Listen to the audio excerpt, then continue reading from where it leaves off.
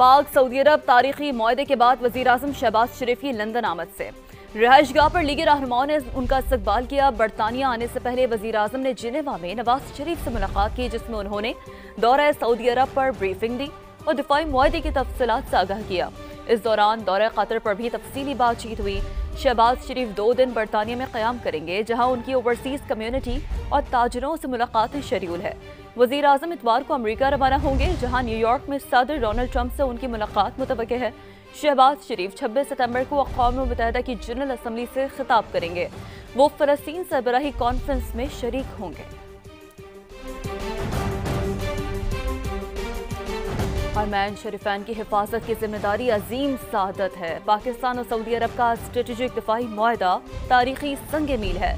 वफाकी वज़ीर इत्तलात अताउल्लाह तारर की लंदन में मीडिया से गुफ्तगू, कहा PTI दौर में मुल्क तन्हाई का शिकार था। आज कामयाब खारजा पॉलिसी की बदौलत पाकिस्तान का नाम दुनिया में बुलंद हो रहा है। मुशीर वज़ीर आज़म राना सनाउल्लाह बोले, पाक सऊदी अरब मुआहदा आलम इस्लाम का ख्वाब था। दोनों मुल्क मिलकर सुपर पावर बन गए। वो वक्त दूर नहीं जब किसी भी मुस्लिम मुल्क पर हमला आलम इस्लाम पर हमला तस्वुर होगा। हमारे ऊपर हमला होगा और हमारे ऊपर हमला सऊदी अरब के ऊपर हमला तस्वुर होगा। सऊदी अरब जो है वो इकोनॉमिक पावर है। तो अब जब ये दोनों इकट्ठे हो गए हैं, ये एक वर्ल्ड सुपर पावर है। जहाँ कहीं भी किसी मुसलमान मुल्क के ऊपर अग्रेशन होगा, ज्यादती होगी, तो ये जो वर्ल्ड सुपर पावर है मुस्लिम, ये वहाँ पे जाके उसका नोटिस लेगी। मौलाना फजल रहमान का पाक सऊदी अरब दिफाई मुआहदे का खैर मकदम। कराची में सिंध अमन मार्च के शुरका से खिताब करते हुए कहा कि मुआहदा इस्लामी दुनिया की मुश्तरका दिफाई हिकमत अमली का आगाज होगा। इस्लामिक ब्लॉक वक्त की अहम तरीन जरूरत और पाकिस्तान की क़यादत का अहल है। सऊदी अरब और पाकिस्तान दोनों इस्लामी दुनिया की क़यादत की सलाहियत रखते हैं। आए ये दोनों अपनी इस सलाहियत को इस्तेमाल करें, इस्लामी दुनिया की क़यादत के लिए आगे बढ़े। और मैं आज खुश हूँ कि 2 मुल्कों के दरमियान एक दिफाई मुआहदा हो चुका है, जो इस्लामी दुनिया के मुश्तरक दिफाई हिकमत अमली का आगाज हो। आगे बढ़ते हम बताते हैं, गाजा में जारी इसराइली दहशतगर्दी के खिलाफ आलमी दबाव मुस्तरद। अमरीका ने 6ठी बार जंगबंदी की करारदाद वीटो कर दी। करारदाद में फौरी सीज फायर, इमदाद की रसाई और यरगमालियों की रिहाई का मुतालबा किया गया था।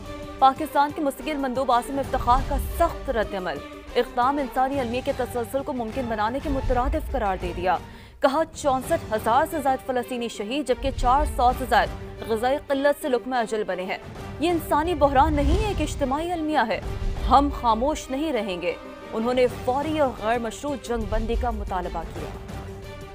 मगरबी किनारे के इल्हाक़ का मनसूबा नाक़ाबिल क़बूल। मुत्तहिदा अरब अमारात का इसराइल से सफारती ताल्लुक़ात महदूद करने पर गौर शुरू।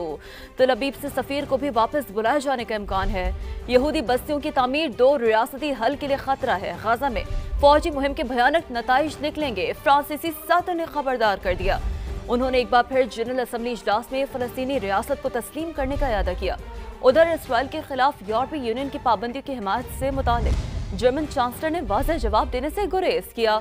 उनका कहना था कि इस हवाले से अक्टूबर के इजलास के बाद फैसला किया जाएगा। इस तमाम तर मामले पर अमरीकी सदर का मौक़िफ़ भी जान लेते हैं। गाजा जंग का खात्मा और यरगमालियों की फौरी रिहाई चाहते हैं, लेकिन फ़लस्तीन को तस्लीम करने के मामले पर बरतानिया से इख्तिलाफ है। अमरीकी सदर डोनाल्ड ट्रंप की बरतानवी वज़ीर आज़म के साथ प्रेस कॉन्फ्रेंस। कीर स्टारमर ने गाजा की सूरत हाल को नाकाबिले बर्दाश्त करार देते हुए फ़लस्तीन को रियासत तस्लीम करने की ज़रूरत पर जोर दिया। दोनों मुल्कों के दरमियान $100 अरब के तिजारती मुआहदे पर दस्तखत हुए। डोनाल्ड ट्रंप जाते जाते मेयर लंदन पर बरस पड़े, बोले सादिक खान का शुमार दुनिया के बदतरीन मेयर्स में होता है। मैं उसे पसंद नहीं करता, मेरे कहने पर उसे शाही दावत में नहीं बुलाया गया। डोनाल्ड ट्रंप ने कांग्रेस रुकन इल्हान उमर के मवाख़ज़े का मुतालबा किया। उनका कहना था कि इल्हान उमर सोमालिया से आकर हमें बताती हैं कि मुल्क कैसे चलाना है। गाजा सिटी से हजारों फ़लस्तीनियों की बेदखली का नापाक मंसूबा। इसराइली फ़ौज की दोनों अतराफ से शहर के मरकज़ की तरफ पेशकदमी। टैंकों और पैदल दस्तों को फ़िज़ाई मदद भी हासिल है। सेहूनी फ़ौज के मुताबिक हमास पर दबाव बढ़ाने के लिए इक़दाम बहुत ज़रूरी है। गाज़ा फ़ौज के हमलों में भी शिद्दत आ गई है। स्कूल और पनाह गुज़ीन कैंपों पर बारूद की बरसात, 24 घंटों में 79 शहादतें। ग़िज़ाई क़िल्लत से भी मज़ीद 4 अफराद शहीद हो गए। शुमाली गाज़ा में इंटरनेट और फ़ोन सर्विस बंद है। हमास के जंगजुओं की मुज़ाहमत भी जारी है। झड़पों में 6 इस्राईली फ़ौजियों को ठिकाने लगा दिया, जबकि मुतादिद जख्मी हो गए।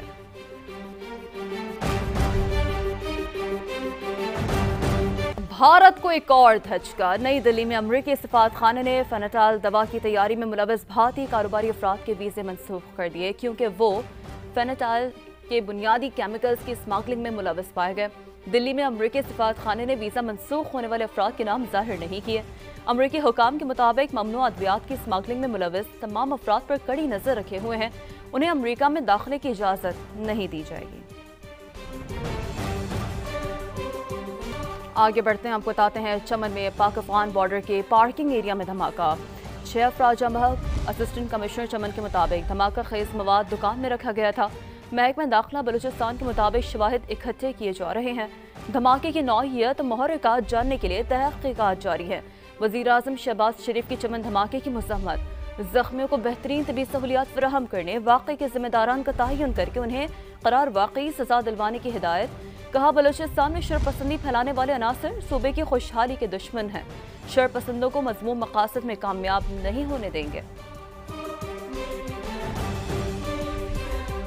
आगे बढ़ते हुए कुछ बात कर लेते हैं सैलाब की मजमूई ताज़ा तरीन सूरत हाल की। सिंध में सैलाब से बड़ी तबाही का खदशा टल गया। गुड्डू और सखर बैराज पर पानी की सतह में मुसलसल कमी, ऊंचे दर्जे का सैलाब दरमियानी दर्जे का रह गया।